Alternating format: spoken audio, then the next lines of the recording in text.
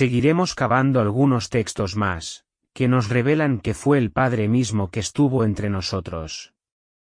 Juan 1:1-3. Leemos en diferentes versiones. Antes que nada existiera, ya existía la palabra, y la palabra estaba con Dios porque aquel que es la palabra era Dios. Él estaba con Dios en el principio. Por medio de él todas las cosas fueron creadas, sin él, nada de lo creado llegó a existir. En él estaba la vida, y la vida era la luz de la humanidad. Esta luz brilla en la oscuridad, y la oscuridad no puede apagarla. En el principio ya existía la palabra. La palabra estaba con Dios, y Dios mismo era la palabra. La palabra estaba en el principio con Dios. Por ella fueron hechas todas las cosas. Sin ella nada fue hecho de lo que ha sido hecho. En ella estaba la vida, y la vida era la luz de la humanidad. La luz resplandece en las tinieblas, y las tinieblas no prevalecieron contra ella. Nos dice que la palabra estaba en el principio con él, por esa palabra fueron hechas todas las cosas, y que sin ella nada de lo creado hubiera existido. Se está refiriendo al Ruaj, mal llamado Espíritu Santo por los romanos. Debemos entender que la palabra está con él, porque la palabra es lo que sale de su boca.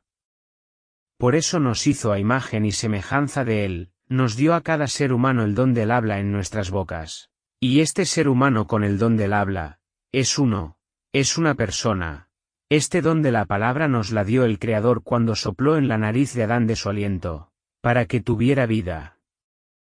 El Ruaj es el aliento de vida del Creador, es su propia palabra, la cual sale de su boca, porque Él es la verdad y la vida, Él nos imparte de su aliento de verdad, que nos conduce a la vida, tanto física como eterna.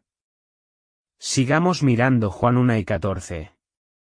Y la palabra se encarnó y habitó entre nosotros, y vimos su gloria, la que le corresponde como Hijo único del Padre, lleno de gracia y de verdad. La versión RVA, dice, y aquel Verbo fue hecho carne, y habitó entre nosotros, y vimos su gloria. Gloria como del unigénito del Padre, lleno de gracia y de verdad. La Escritura nos dice que esa palabra fue hecha carne, y ya sabemos con la explicación anterior quién es la palabra, que esa palabra era el mismo Creador. Esa palabra es única, una, por lo tanto su palabra se cumple al hacerse el Padre hombre, y viene a ser como un hijo. Observe, amigo lector, la frase, como unigénito, porque es el producto de su misma palabra hecha o manifiesta, en la que él mismo participa de ese cumplimiento. Se debe comprender, que el mismo Creador se hizo hombre y al venir a la tierra, al nacer de una mujer participó de lo mismo de los hombres y por lo tanto se le llamó en la Escritura, como Hijo de Yahweh. Pero también la Escritura aclara, dependiendo las versiones bíblicas, que vino como Hijo unigénito, y es claro entender que el Creador es uno, pues la palabra sale de su boca.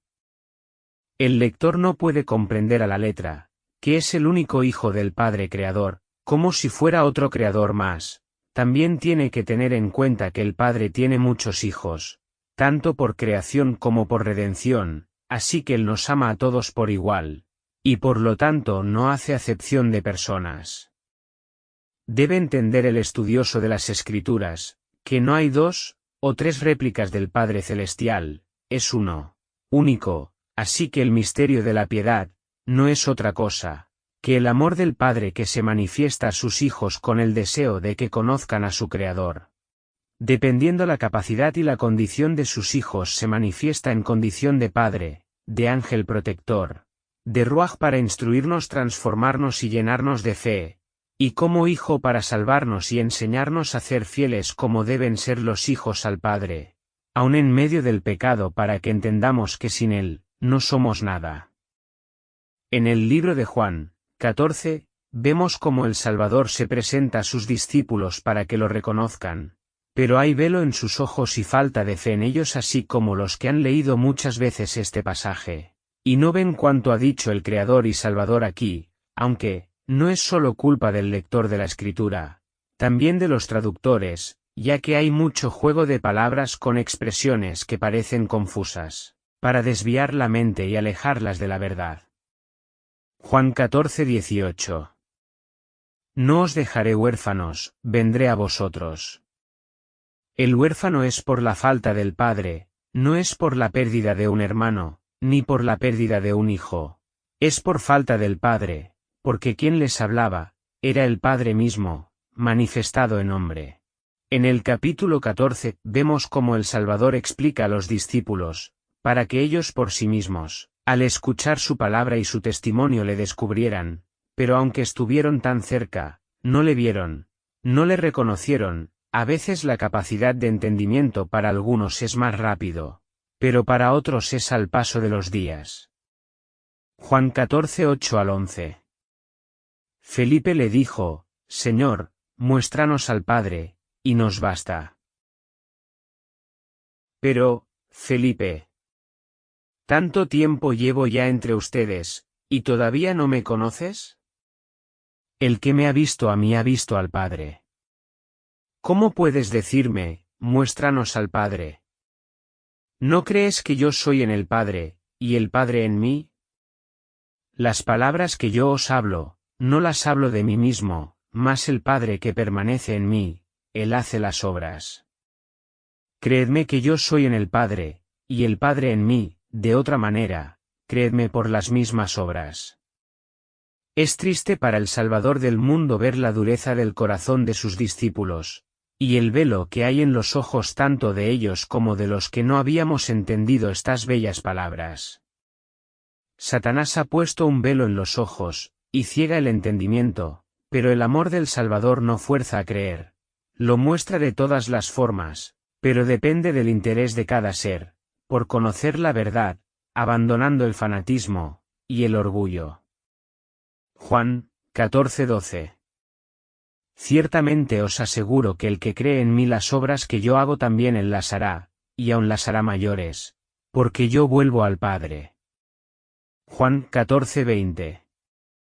Cuando yo regrese a donde ustedes estén, se darán cuenta de que el Padre y yo somos uno, y ustedes y yo también seremos uno. La versión RVA 2015 dice, en aquel día ustedes conocerán que yo soy en mi Padre, y ustedes en mí, y yo en ustedes. Debemos comprender los textos claves en la Escritura. Nos dice que el Padre y Él son uno. Y que los fieles que conservan la palabra del que es uno, con el Padre, será uno con ellos. Juan 14:13. Si me pedís algo en mi nombre, yo lo haré. Quiere que comprendan que Él es el único que realiza los milagros. Juan 14:15. Si me amáis, guardaréis mis mandamientos. Él fue quien escribió con su propio dedo los 10 consejos de amor en Éxodo 20. Juan 4:16. Y yo le pediré al Padre que les mande otro defensor, el Espíritu de la verdad, para que esté siempre con ustedes. Los que son del mundo no lo pueden recibir, porque no lo ven ni lo conocen, pero ustedes lo conocen, porque Él permanece con ustedes y estará en ustedes. Debían entender que permanecerá en ellos, porque deja su palabra o aliento de verdad sembrada en sus corazones la que saldrá de sus bocas, la cual llevarán a todo el mundo. El lector debe asimilar que el Padre está en el cielo, pero al cumplirse el tiempo por su palabra, bajó a este mundo haciéndose hombre, debía volver al cielo, a ocupar nuevamente su lugar como Padre protector para poder estar en todo lugar, y cumplir su promesa, que no los dejará huérfanos. Les comparte su soplo de vida, o sea su palabra, el Ruaj, y les encomienda que la compartan a otros. Es esa palabra la que los conserva en el camino, en la verdad, y para la vida eterna. Juan 14:19. Dentro de poco, la gente de este mundo no podrá verme. Pero ustedes sí me verán porque, aunque voy a morir, resucitaré, y haré que ustedes también resuciten. Quiere que entiendan que crea su misma palabra, que resucitará, porque Él mismo da la vida, Él es quien resucita a los muertos. Juan 5:26. Porque como el Padre tiene vida en sí mismo, así dio también al Hijo que tuviese vida en sí mismo. Dice la Escritura también, que no hay otro ser como el Creador, por lo tanto dos o tres, con el mismo poder no es posible. Si el Padre y el Hijo tienen vida en sí mismo, es porque se trata del mismo. Es uno. Juan 10:17-18. Por eso me ama el Padre, porque yo pongo mi vida, para volverla a tomar, nadie me la quita, sino que yo la doy por mi propia cuenta, tengo poder para ponerla, y tengo poder para volver a tomarla. Este mandamiento lo recibí de mi Padre. Muchas veces se lee, pero la mente no capta tantas palabras maravillosas que dijo el Salvador, como pasó a los judíos, que en vez de aceptarla la rechazaban y se irritaban contra él. Es claro cuando dice que él pone su vida por su propia voluntad, que nadie lo ha enviado para morir, por amor a sus hijos, manifestado como Padre lo prometió, y lo cumplió manifestado como hombre, porque él no cambia, su palabra es una, y se cumple porque él es uno. Juan 8:18-19. Y yo soy el que doy testimonio de mí mismo, y da testimonio de mí el que me envió, el Padre. Le preguntaron, ¿dónde está tu Padre? Si me conocieran a mí, también conocerían al Padre. La dureza de corazón y la incredulidad, no dejaba ver que quien estaba con ellos era el Padre. Por ello era necesario que el Creador y Salvador viniera, debido a que el mundo se encontraba en la oscuridad porque Satanás enseñó un Padre severo, que tenía que liberarlos con fuerza y espada. No comprendían que el amor del Padre es sufrido, es benigno, no tiene envidia, no es jactancioso, no se envanece, no hace nada indebido, no busca lo suyo, no se irrita, no guarda rencor, no se goza de la injusticia, más se goza de la verdad. Todo lo sufre, todo lo cree, todo lo espera, todo lo soporta. No creyeron porque esperaban a otro como ellos querían que fuera. Veamos lo que dice Colosenses 2:9. Porque en él habita toda la plenitud de la divinidad corporalmente. Afirma que el que vino como el Mesías, o como Hijo, es el mismo Padre Celestial. Pues dice Isaías que se llamaría Emmanuel porque era el mismo Padre Creador entre nosotros. Es uno con toda su plenitud, Él es la plenitud, porque Él es todo. No se puede seguir creyendo que sean dos o tres como la Trinidad satánica. No podemos caer en la misma incredulidad que tenía el pueblo que lo desechó. Isaías 43:10-11. Pero tú eres mi testigo, oh Israel, dice el Señor. Tú eres mi siervo. Tú has sido escogido para conocerme, para creer en mí y comprender que solo yo soy Dios. No hay otro Dios, nunca lo hubo y nunca lo habrá. Solo yo soy el Señor, fuera de mí, nadie puede salvar. La versión hebrea dice: Ustedes son mis testigos, y yo también soy testigo, dice Yahweh, y mi siervo quien he escogido. Para que puedas conocer y creer, y entiendas que yo soy Él, ningún Elohim se ha producido antes de mí, ni tampoco habrá ninguno después de mí. Yo, aun yo, soy Yahweh, fuera de mí, no hay Salvador. Otro texto muy importante es Mateo 4:7, también está escrito, no pongas a prueba al Señor tu Dios, la versión hebrea dice. Yahshua le respondió, pero también el Tanaj dice, no pondrás a prueba a Yahweh tu Elohim. Se debe comprender aquí, que el Salvador le está revelando a Satanás que el que lo creó es el mismo a quien está tentando, a su propio Padre Creador, que no hay otro más, ya que cuando estaba en el cielo creía que había otro como Padre. Por esa razón también vino al mundo nuestro Padre Salvador. Para darse a conocer a la vista no solo de los hombres, sino también a la vista de Satanás. Pues su oportunidad también era de reconocer a su Padre Creador, pues lo tenía frente a él. La enseñanza de que el Salvador tenía que venir a morir, que ese era su único objetivo no es correcta. Su principal propósito era presentarse él mismo para que el mundo le reconociera tal como él es. Como el gran yo soy, que entendieran su verdadero carácter de amor, y dispersar la oscuridad en el entendimiento del hombre instruido por Satanás. Debían entender que no envía a sus hijos a ser sacrificados.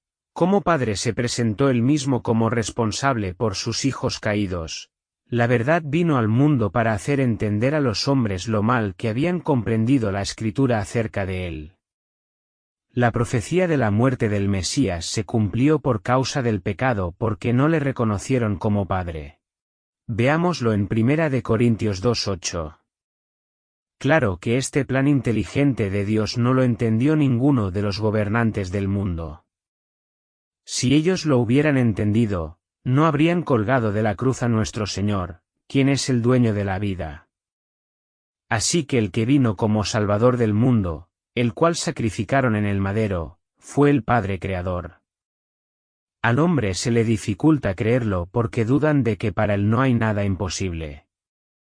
La pregunta de muchos es si el Padre Creador murió, como el mundo, no se desplomó. Si Él es quien sostiene todo, ¿y al no estar cómo puede seguir el mundo su curso?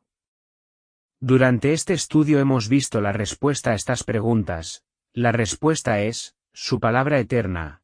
La divinidad es su misma palabra, la cual habíamos explicado anteriormente, que una vez la dice se cumple y todo se mantiene en su lugar, pues su palabra es viva y eficaz, él cree en su misma palabra, y por lo tanto la naturaleza y todo lo que él formó le obedece porque una sola vez lo dijo y así se mantiene.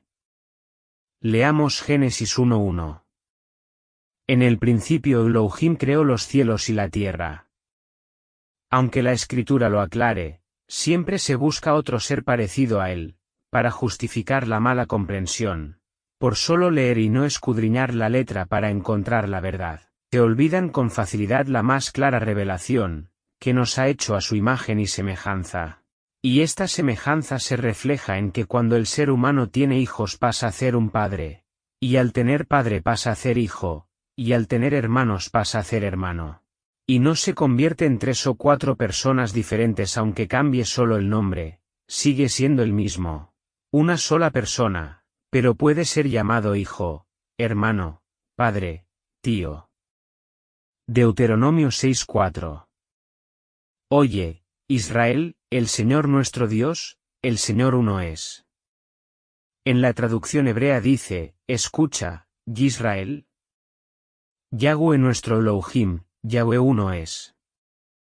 Lucas 8:10 Y él dijo, a vosotros se os ha concedido conocer los misterios del reino de Yahweh, pero a los demás les hablo en parábolas, para que viendo, no vean, y oyendo, no entiendan que el Hijo de Yahweh ha venido, y nos ha dado entendimiento para conocer al que es verdadero, y estamos en el verdadero, en su Hijo Yahshua HaMashiach. Este es el verdadero Yahweh, y la vida eterna. Apocalipsis 22:13, Yo soy el Alfa y la Omega, principio y fin, el primero y el postrero. En la escritura original aramea, este verso dice así, soy el Api y soy Tao, el primero y el último. ¿El origen y el cumplimiento? Apocalipsis 1:17. Y cuando yo le vi, caí como muerto a sus pies. Y él puso su diestra sobre mí, diciéndome, no temas, yo soy el primero y el último, y el que vivo. Y he sido muerto, y he aquí que vivo para siempre jamás. Amén. Y tengo las llaves del Hades y de la muerte. Ahora, pregunto al lector, ¿quién vendrá por segunda vez? Veamos lo que nos dice Zacarías 14:4-5. Cuando llegue ese día, Dios mismo luchará contra esas naciones. Pondrá su campamento en el monte de los olivos, que está al este de Jerusalén.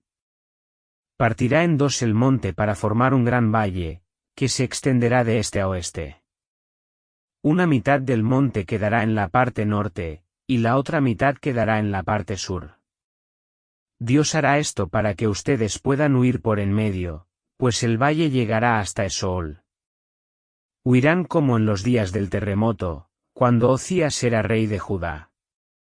Entonces vendrá mi Dios, junto con todos sus ángeles. La versión hebrea en el verso 5 dice: y el valle de los montes será cerrado, porque el valle entre los montes será unido a Atzel. Él ha reservado, y será bloqueado, así como fue bloqueado en los días del terremoto, en los días de Uziyá rey de Yahudá. Entonces Yahweh mi Elohim vendrá con todos los Kadoshim que me busquen. Yo, aun yo, soy Yahweh, hablo rectitud, yo proclamo lo que es verdad. Isaías 45, 21 al 23. Que se pongan en pie y presenten su caso. En verdad, que juntos tomen consejo. ¿Quién predijo esto? Hace mucho tiempo lo anunció. ¿En tiempos ya pasados? ¿Fui yo, Yahweh? No hay otro Elohim aparte de mí, Elohim justo y su Mashiach, Ejad, no hay ninguno aparte de mí. Vuélvanse a mí, y sean salvados, todos los que vienen de los confines de la tierra. Porque yo soy Elohim, no hay otro. En el nombre de mí mismo he jurado, de mi boca justamente ha salido, una palabra que no regresará. Que ante mí, toda rodilla se doblará, y toda lengua jurará por Elohim. La palabra aquí, Ejad, en hebreo significa uno, que Elohim es justo y también es Salvador. Apocalipsis 4, 8. Y los 4 seres vivientes tenían cada uno 6 alas, y alrededor y por dentro estaban llenos de ojos, y no cesaban día y noche de decir: Santo, Santo, Santo es el Señor Dios Todopoderoso, el que era, el que es, y el que ha de venir. Quiero concluir con algunas preguntas para el lector. Entonces, ¿cuántos crean, cuántos salvan, cuántos perdonan, cuántos resucitan muertos? ¿Quién vino, quién vendrá? ¿Y con quién viviremos por la eternidad? Recuerde, Deuteronomio 6, 4. En la traducción hebrea dice: escucha, Yisrael. Yahweh nuestro Elohim, Yahweh uno es.